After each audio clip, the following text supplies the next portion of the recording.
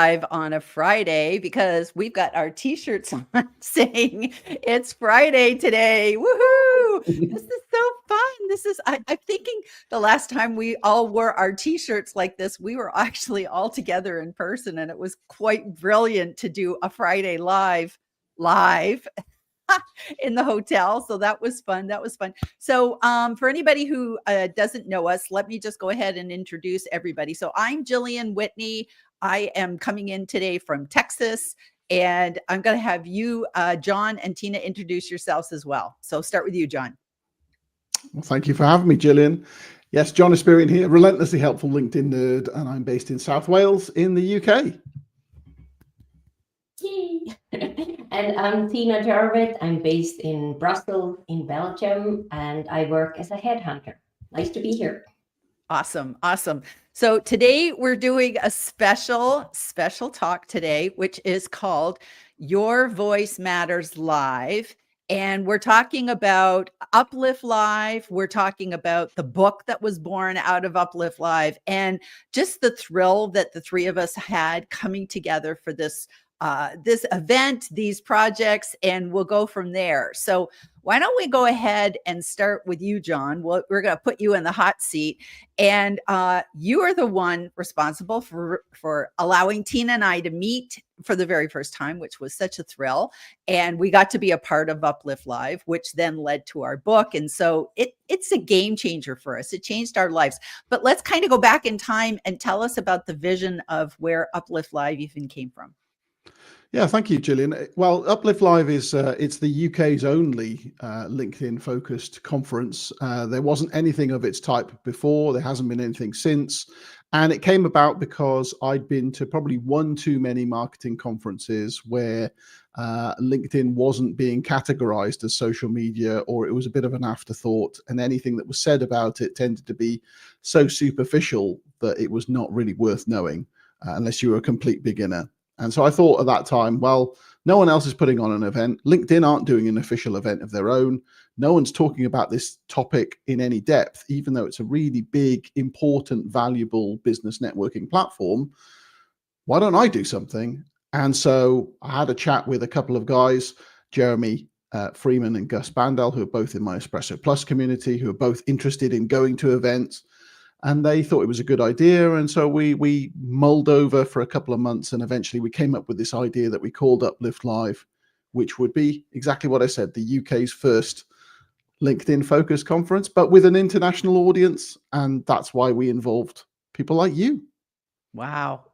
That's awesome. Yeah. And so how did you decided you wanted the international part of it, which is, brings in Tiina and I, because Tiina came from Europe, I came from the United States. That was a big thing to do, because it would have been easier to just say, let's just make it the Brits. Well, frankly, I thought our audience would just be Brits, but I thought if we were going to try and attract a big enough and valuable enough audience, we'd need to try and get some of the best from around the world who knew the platform really well. And as I said, LinkedIn is a massive space. It's not just about creating posts, it's also about how you interact with people, how you find people, how you show up on video, if you decide to do that, how you use Sales Navigator and all the other facets that LinkedIn is a massive space. So we needed experts in their fields. And of course, Gillian, I've known you for years now, and you keep showing up so regularly as a live stream expert. And that's not a skill that I have. It's not something I could talk about with any authority. But because you kept showing up, that's why you're the first person who came to mind when we decided that, yes, that would be a niche to fill. And similarly, a lot of people think that LinkedIn is just a place to go when you want to get a job. And it's certainly much, much more than that. But nevertheless, that is still an element. And so we thought, well, why not let's hear from someone who works in that field, who deals with, finding placements for people, finding the right people, who could share some insight on how to really use the platform to do that. And that's why Tiina came to mind. And again, she's someone I've known for many years. And so that's the power of showing up, really. It wasn't, it's not like either of you pitched us to say, look, we really want to be your speakers or anything like that. It's just, you turned up, you did good work, you get noticed, and also you stuck in one lane. You didn't try and do a million different things. And that means you're an easier choice to make because we know what your expertise is. And that's what so many people fail on. They're good at lots of things and they try and talk about a million different things, and actually they don't get memorable for any of those things. So for you, live streaming and recruitment, they were easy choices. Love that. I love that. And Tiina, would you share with everybody that you actually thought your topic was not sexy, right? I thought it was my topic. I've been working in the executive search industry with recruitment for the past 2 decades. And it's really, I'm passionate about it. Like every day I wake up and I'm so grateful that I get to do this for a living. And I think not everyone thinks like that. And I thought, if people are coming to a LinkedIn conference, you will think about networking, you will think about other aspects of LinkedIn, but recruiter is something that very few people come in contact with from the technical point of view. So I wanted to make it interesting for the audience, and also there was something else that was happening on the same day, as if it was if it wasn't a lot of stress around being a speaker on the main stage on a big conference. I also launched a book that talks about how to be found by recruiters on LinkedIn. So everything on the same stage. So it was a really a day I will never forget in my life.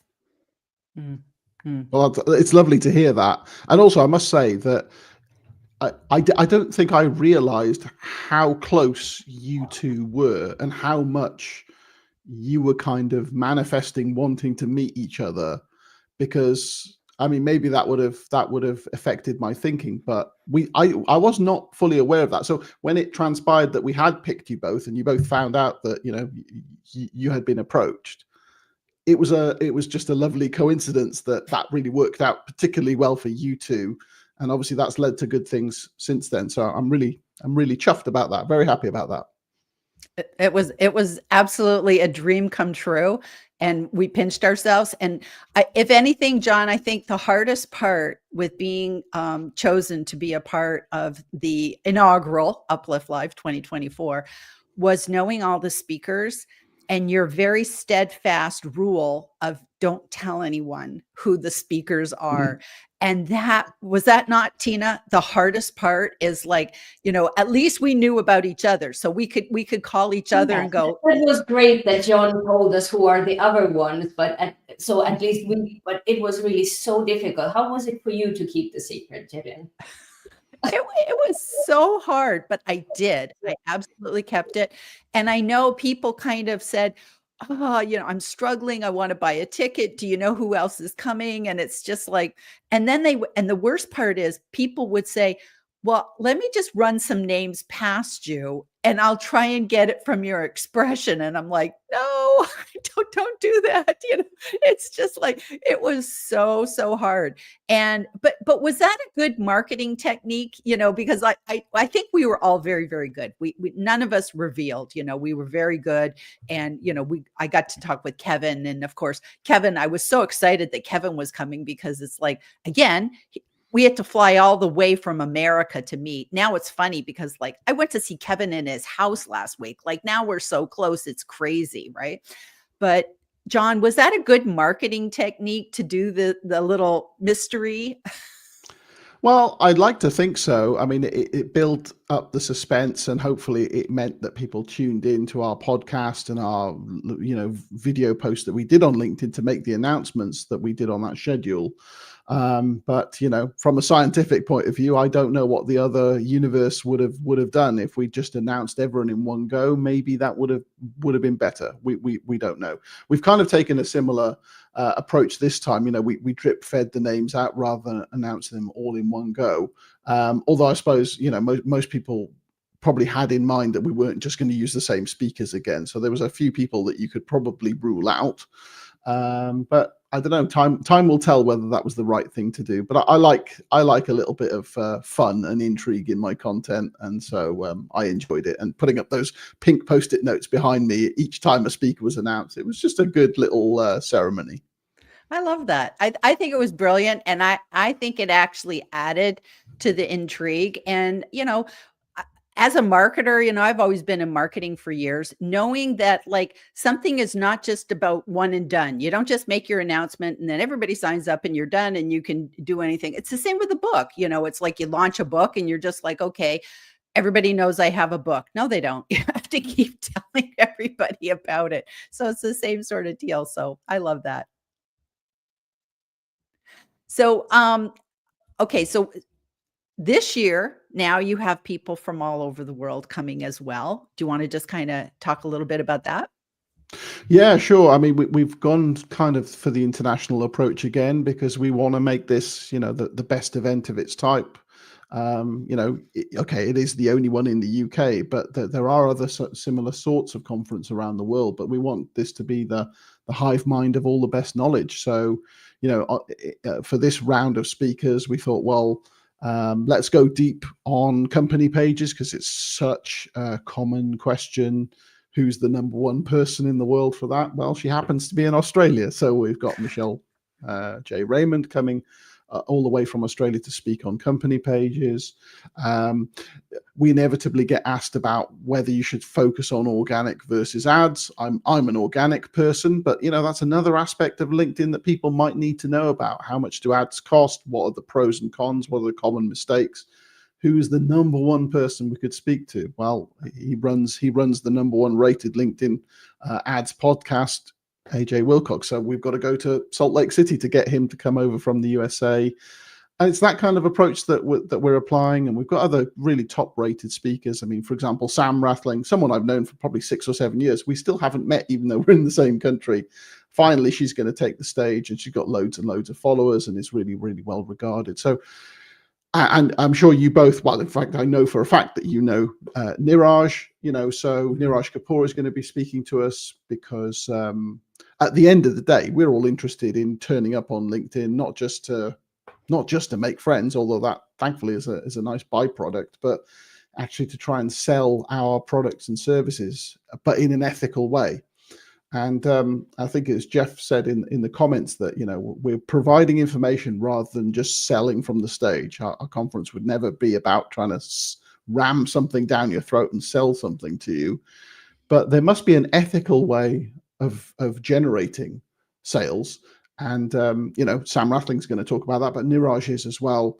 So the elements that we haven't done in the first year that we're going to be focusing on for this time to mix things up again. I'll be speaking again, although on a different topic. And of course, our compere from last year, Gus Bandel, is going to be taking the stage, and I think a lot of people enjoyed his wit last time. So we're looking forward to that.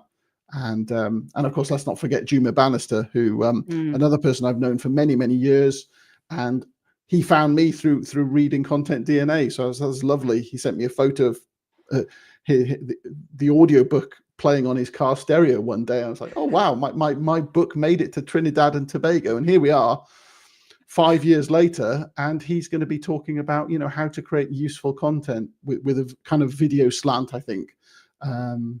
And so it's a really good lineup. We're really proud of it. That's exciting. Tiina, did you want to talk about our book and how our book came out of UpLift Live? Yeah, so like you already explained, we started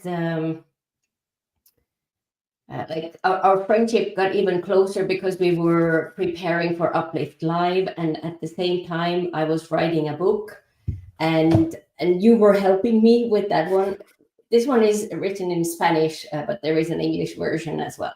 So we were collaborating on the book and the presentation, and it just felt so natural to collaborate. And we just thought afterwards, maybe we just should get on a Zoom and record this and then see if we can get a book out of this, because what we remember now, we won't remember that in 1 year's time, and things that we have learned, those learning experiences can be helpful for other people. So why not share that with others? Yes, yes. And John, one thing that, that Tiina and I did that we thought was unique was because we used UpLift Live as our framework, we thought going together and talking about it from two different perspectives of how we prepared for the conference kind of gave us this really natural flow to the book, because we said, okay, if you just take one conference and then everything that was involved, because for speakers, like of course with you, it's years in the planning. So your whole backstage of UpLift Live, although you were a speaker as well, so you had two hats, but you're John, you're super John. You can wear two hats. But you were dealing with the conference, but the speakers, they don't just show up. And so many people don't realize that. And that's sort of what was the beginning of the book, is that, people said, oh, do you know what you're going to talk about tomorrow? And it was like, when we're the night before the conference, and it was just like, well, we know what we were talking about 6 months ago. And, I think people don't recognize that you don't just get on the stage and somehow you like download this speech and spew it out to the audience. And there was so many elements. And, both Tiina and I had said, working with you was a really good experience in terms of you were very methodical about what your expectations were. Because I think that's the hardest part for anybody when they're giving any talk, even if it's a workshop or whatever, is that if you don't have a clear idea of what the sponsor is looking for, then it's very hard to meet that need. But you were very good with, okay, here's the topic, here's the audience, here's milestone dates. Like you gave us key dates. Do you remember that, Tiina, what the key dates were? We were like, when the slide should be in, and also the timing, like how many minutes we have. And this is like hard stuff.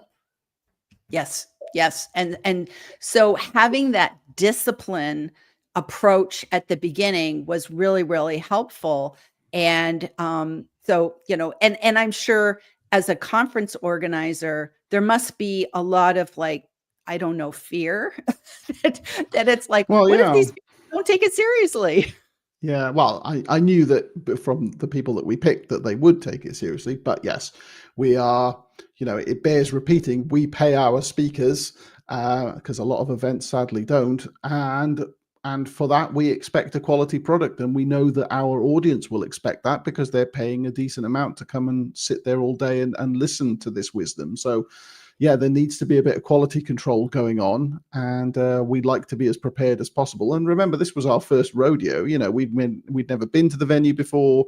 We'd never used the tech before. We'd never sorted out these running orders before. Being to other events is one thing, but actually running it yourself throws up a load of challenges. So at least a bit of certainty in this zone to make sure that people weren't contradicting each other or overlapping unnecessarily. So we've got one of those, active things that we're looking at the moment, because one of the speakers I didn't mention, Ivano, who's coming over from Europe, is going to be speaking about employee advocacy. And there you go. On cue, Tina's got her book. But then, as I said, Michelle's talking about company pages. So there's actually quite a lot of crossovers. How do you make sure that two people just don't do the same speech? Because that's you're not really adding value other than just reinforcing a message. So there needs to be a bit of interrogation of what's going to be said.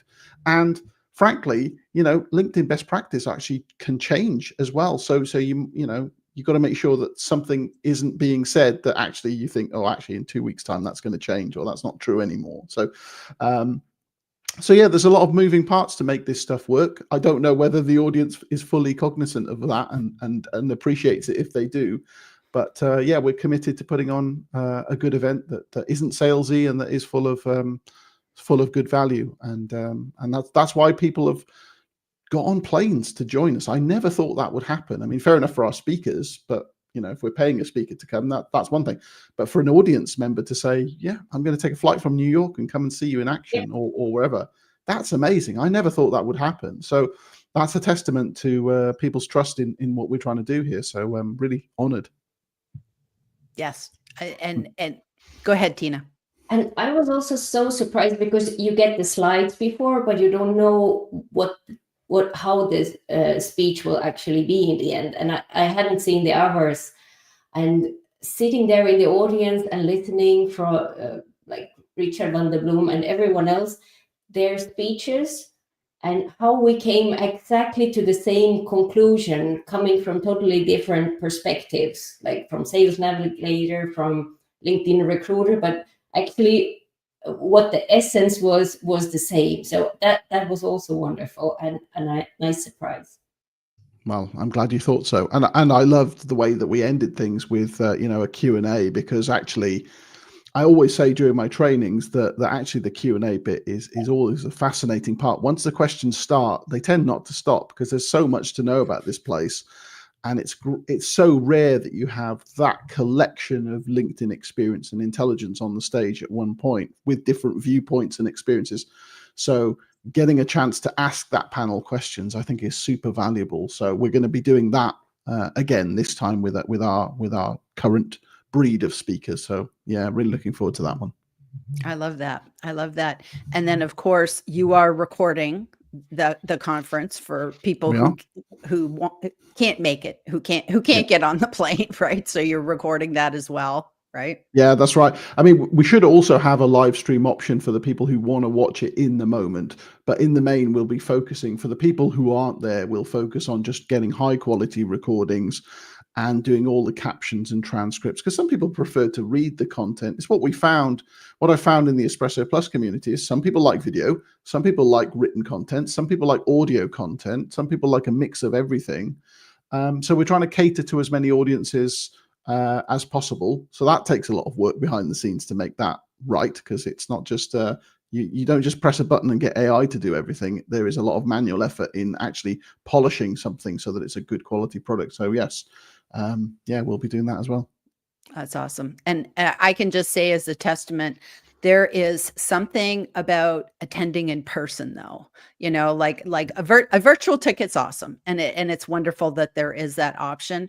But for anybody who can actually get in the trains, planes, or automobiles to go, there really is something about, meeting people, especially if you already know a few of the people. If you don't know anybody, this is like even super duper to come, because you're just never going to meet such a great group of people all in one place at one particular time that are so friendly and supportive and wonderful. And speakers that are approachable, because I know you can go to some events and the speakers are just kind of like up on a pedestal and they kind of don't mix. They just like wave from afar. But that's what I like about the speakers that you choose, John. They're very approachable and whatnot. Yeah, that's what was one of the key things that we wanted to aim for, is so that everyone feels like they're in it together. And so, we all speak to each other before the event, after the event, we'll have a dinner together if we want to. And everyone's really, really approachable and friendly, and there was no kind of cliques going on. It was all really, really good stuff. And like you said, the in-person experience is the magical thing that it's very hard, from a marketer's point of view, it's very hard to write down in a bullet list what you might get from a conference, because it's so unpredictable. Like, for example, we're going to mention the book that you two have written together. Well, that wasn't on your agenda, and oh look, I've got one, we can make it a hat trick. that coming to the UK to speak at UpLift Live, it wasn't on your agenda to go, oh, maybe I'll get another book out of this with someone else who spoke. It was just one of those serendipitous, goodwill, kind of unexpected things that has deepened your relationship. And that's kind of what conferences can be. Sometimes it's a time to reflect on your own learnings about other things, and maybe during someone's talk they're talking about one thing, but it spurs you to think about something else, and you suddenly have this amazing insight that completely changes your business world.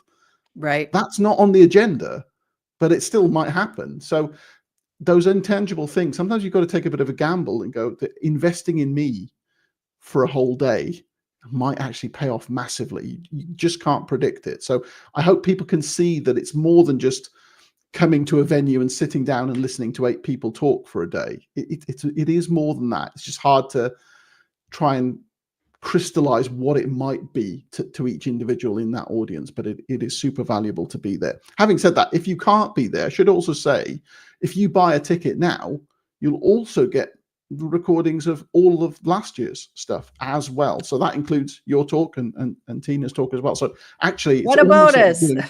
Almost like you're getting two for the price of one there. I love that. I love that. That's, I didn't even know about that. So that's a pretty cool bonus. I love that. I'm just bringing in some of our comments of the wonderful people that are joining us today in the audience. We got Jeff Young, who is looking forward to coming, and he's popped in from YouTube and LinkedIn. We got Felipe here, and he is happy that we're all together today. We have Shahudul, and he is saying good luck for the event. So it's wonderful. You can come from all over the world for this one. Jeff says, I love that the focus of UpLift Live is providing information instead of sales. Yes, it's like that. I know that like that was one of the things people talked about last year. I think there was like a couple of people that did. It's like Marianne Avery and a couple of other people did a whole, here was our takeaway, and they were participants, and they just did a live of like all of the things they learned, and they just had so many notes, and that's good when you have people who are LinkedIn experts walking away from a LinkedIn event saying, I learned so much. To me, that's value. That's value. So Nick, he says, I look forward to talking to these Wonder Women next Monday about their book. We're going to be on Mick's show. So thank you, Nick. Thank you. We have Zoran says, happy to see you all there soon. So I hope you're recognizing some of these faces, John, and looking forward to seeing them. And in the audience as well, the virtual audience, Hat Trick +1, as he holds up his copy of Your Voice Matters. I love it. Jeff will superimpose you on the screen with us. We love that. We love that. And Mick says, UpLift Live is the perfect place to network and meet with people that you admire and never saw in real life. Absolutely. Absolutely. And I know one of the fun things that we did the day after UpLift Live, and this is one thing that if people are still planning their trip, Tiina and I highly suggest you stay an extra night and keep the party going, because some of us did that and we had that extra day and it was so fun. But I remember the day after UpLift Live, I just brought my phone and my microphone down to breakfast, and I started live streaming for breakfast, and people were eating their sausages and talking, but that was such a fun thing to see everybody afterwards. And we're all in our Friday shirt t-shirts. So that was brilliant. That was brilliant. And Debbie's here. Debbie says, what a fun backside info that you've all shared today. Yes. And Zoran says Monday. Yes, Monday. Yes. On Mick's show. We're going on Mick's show to talk. Yeah. Yes. Yeah. You know, fun little fact for you. Zoran was there for the first year, and actually I think it was during the pre-party, the night before the conference, he was sitting at a table with Ivana, and he said to me, you've got to get this woman to speak for you. And that's one of the things that stuck in my head. And look at that, this year she is going to be one of our speakers. That's amazing. Brilliant. That's brilliant. And so I also thought that what you mentioned, if you don't know anyone, there are the Launchpad meetings. So we meet on Zoom. So you already know people from a Zoom meeting. It's really informal. So you never come there alone. You already build connections beforehand. So it's really a nice and friendly conference to go to. Yeah, and don't you have a group reminding people about that? We do have a LinkedIn group. That's right. The Launchpad calls are really always fun. The time flies by. So it's just an informal Zoom where, you see a gallery of other people, and you know that everyone who's in that room is going to be someone that you're meeting in Birmingham. So that kind of reduces the anxiety of walking into this massive venue and going, oh, I don't know anyone here. But actually you'll start recognizing faces. And of course, as I'm sure we all know, a lot of people don't necessarily look like their LinkedIn profile photo. So you know, if that's all you're going on and you haven't met these people, maybe you don't recognize people. But if you see them on Zoom, you know, a week before, a month before, it makes it all easier. So we've actually got two launch pads coming up. One of them is next week. Another one is the week directly before the conference. So still two more opportunities to come meet us all for half an hour on Zoom. And if you get a ticket, we'll send you the schedule so that you can hop on those calls. Totally free to come along. And it's just a fun bit of extra networking for free. So why not do it? And I went ahead and I put in the link. So I'm sorry, you can't click on it. You have to type it in, but it's also in the body of the post. So I put the link here. And if you go to that, you can learn about how to get involved with UpLift Live. And John, just to clarify, if you can only do a virtual ticket and you can't make it to UpLift Live in person, are you still welcome to come to the Launchpad calls, or is that just for I think in-person? so. I think so. I mean, in the first year, we were thinking, well, it makes sense really only to limit it to the people who are actually going to be in the room. But if you can't be there and you're waving the flag and supporting us from another country, then, you know, we're all part of a big family. It's all cool. So feel free to come along. You might just say, well, look, I'm not actually going to be there in the room, but I am, you know, cheering you on, and it's nice to meet you all and stuff like that. But yes, anyone with a ticket is welcome to come along. Yeah. Super, super. And then I'm also going to pop in, this is the link to the book Tiina and I wrote, which is Your Voice Matters. Oops. And this is a global link. So if you click on that, it goes to the Amazon of your particular country, because I'm that smart. I know how to do those type of things. But it's great because then it goes to your country and you can get the Kindle version or the paperback version of the book. And it's a good thing that if you're going to UpLift Live, you might want to know sort of behind the scenes stories through the book. And of course, then you can go back and watch Tiina and I's talk if you have a ticket. So that's exciting, Tiina. I didn't realize that the new people can go back and watch our talks as well, right? Yes, wonderful. That's very kind. Good. Yeah. That's good. And there, you know, you think about it, it was just like, oh, there was so much. Like even now, like going back, and it's like, I think Kevin's talk and Nigel's talk and Richard Vanderblom's, and it was just like, oh my gosh, there was like really, that was such a good thing. Yeah, it certainly was. It's a lot of content. I mean, it's almost like a whole training course in one go. So, but of course, you know, it's there kind of in perpetuity. So if you wanted to just grab half an hour of one person's talk and try and deconstruct it and see what lessons you can pick up, you can always go back to things and go through more whenever you want. It's going to be there pretty much forever. And there's a lot of content. There's going to be even more this time as well. So, you know, just dive in and see what you can learn. And I like to say as well that we've tried to pick people who they're not just selfishly there to feather their own nest. You know, we tend to pick people who like sharing information, right? Mm-hmm. So if you see a speaker and they've said something and you might be thinking, oh, is that still relevant? Or, you know, I've got a question to ask about that. Pretty much everyone is just approachable. You know, you can just message them and say, I saw you talk at UpLift Live. And, you know, when you said what about this extra thing? People will give you answers, and you know, there's no kind of them and us in my experience. It's just everyone is happy to share the love and share the experience. So it's all good. And I can attest to that. I have had several people contact me over the past year and said, I saw you at UpLift Live, and that was the intro. And then the next thing you know, we were talking, they're asking questions. Maybe I was invited on their podcast or their YouTube or something like that.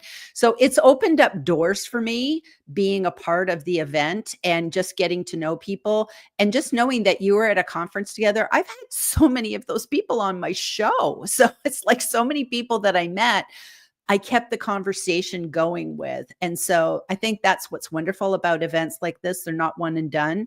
It's like, it just opens doors to all sorts of great things that can happen in the future. And maybe you'll write a book one day like we did. So that'd be fun. I set the intention, John, that what book will come out of UpLift Live 2025? Wouldn't that be fun to see a year from now, somebody talking about their book that was born from the event? It'll be an interesting one. I think probably Niraj and Michelle would be having a competition to see who's the most prolific author between them, because they probably released one or two. Yeah, Yeah. Yeah. So who knows what kind of collabs might be ready to come out of this, but we'll see. It's something we can't predict, and the magic will be there on the day. So we'll find out very, very soon. How long did your book actually, once you had that idea, how long did you take to go, okay, we're doing this, to, okay, we've done this? 6 months. It like we Right, started okay, it. wow. Yeah. We started it recording like literally like 3 days after UpLift Live. Like we were just like, Tiina had just got home and we had a Zoom and just started and we recorded it. And that is the one thing that Tiina and I will say to anybody. When you have that idea, maybe we should record it, because if you don't need it, you can always dump it. But there's nothing worse than you do a Zoom and you just like, oh my gosh, there was gold in that. And so we just kept the recordings. And then I think by about the second or third recording, we said, there's enough here for a book. And then we began to like work the structure and the outline. And, so then we kind of got 6 months of writing and getting the book together and then the publishing. So we didn't release the book till December. So, it's not like something that happens over a weekend. We had to kind of go, but, and then of course, the very unique thing about our book is, of course, Tiina's drawings. I don't even know if I can pull up one, but anyways, Tiina's sketch notes. And of course, that took extra time to get all those, because we had to write the book before she could do the sketch notes. So that was the added like benefit. that. I don't know how well that comes across, but it's such a distinctive. It's at the same time simple, but also distinctive, that's hard to pull off. Anytime I see a cartoon, I can immediately know it's Tiina's stuff, and that's basically what I was trying to say in Content DNA. You want to have a recognizable shape, and that's one visual way of doing it. So it's great. I was really glad that you were able to include those. And I know I did a text only book because I was told, you want to have images, that's going to cost you a lot more. So you've gone the extra mile to get those into the book. So well done. Yes, and I have to say, they do act as cheat sheets. And we recently had somebody, actually it was Debbie Weebs, and she read the book on the plane when she was going to a presentation 2 weeks ago. And she said that the cartoons, they act as little cheat sheets of like, oh, I remember what that chapter was about. So everybody has dog ears, their pages that they like. And so it's good to know. All right. Well, anything else before we say goodbye, guys? Anything else you guys want to add? Not from me, only to say thank you to everyone who's already supported us by buying a ticket. And we've got just under a month to go now. So if you want to come along, like I said, it's the only game in town if you want to really level up your LinkedIn knowledge. So it's about 5 weeks away as we record this. And we'd love to see you in Birmingham. And if you can't join there, by all means, join virtually. And if you've got any questions about the event, I know it's a scary prospect for a lot of people. My DMs are open, so feel free to drop me a line and let me know. And see you all in Birmingham soon. Awesome. Tiina, any final words? I think we have a chapter here about follow-up, what you should do even after the event is finished. So there are tips how to get the most of the event. So it's not only the day of the event, but what you do afterwards with all the knowledge and all the networking that you have started. And that's really an important thing to do, even if you feel like you're tired after the event, but really keep the photos and everything, because those moments are wonderful. So cherish them. I love that. Okay, well, thank you to everybody who was with us today, and I hope this added some value, and it's always fun to have these sort of behind the scenes talks. Okay, we'll see you, everybody. Bye-bye. Happy Friday.